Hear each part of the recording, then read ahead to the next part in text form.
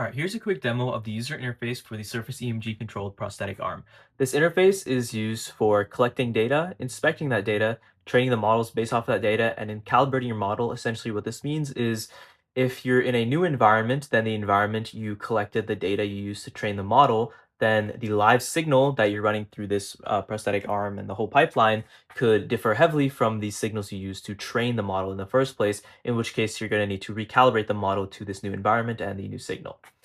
Then you can watch your live prediction of the model you just trained to test it on your laptop or whatever device you're using before deploying it. And finally, you can visualize the LDA. This has some work that I'm currently doing on it right now, so I will not be demoing it in this video. Collecting data is very simple. You can select what gestures you want to train on, and in between each one of these active gestures, you will be prompted for a rest gesture implicitly. And I'll show you exactly what that means in just a second.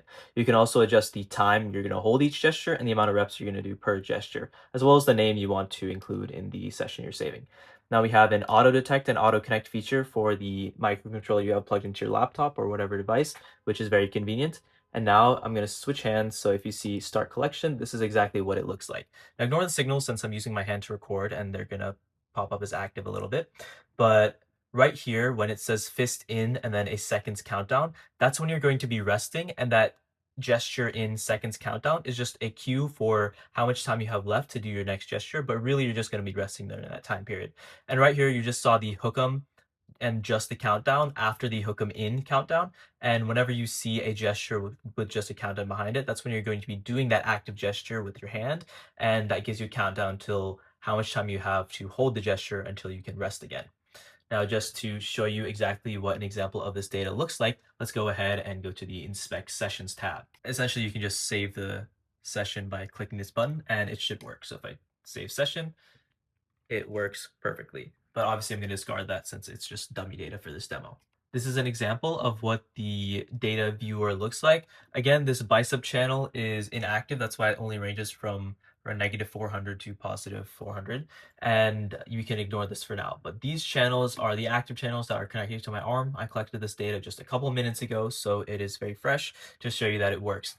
Now, every one of these gestures is color coded, as you can see by this key, and all the labels are adjusted to account for any sort of reaction time or any other sort of data transfer latency via onset detection and some other alignment methods that I won't be going into detail in this short demo. Next, you can train your models. You can select between the base model being a linear discriminant analysis or a quadratic discriminant analysis model, and you can train that initially. And once you are done, you can also go ahead and train an ensemble of one of these models, meaning that you have three LDAs, for example, one for frequency domain, one for time domain, and one for cross-correlation features. And you can also train a multi-layer perceptron, aka a smaller neural network. And it's as simple as hitting the train and waiting for the script to run in the background. Calibration is also very simple. You simply load whichever model you want to train. So in this case, we have the LDA selected. You can connect to the port that your ESP or whatever microcontroller you're using is connected to, and then start calibration. Now, let me disconnect from this port over here so that we can connect on the calibration. So if I were to go ahead and click connect, it'll work. And then we can load the model and then start calibration. Now it simply just cues you to rest for a certain amount of time. And after this, it'll cue you to make a fist gesture after a certain amount of time.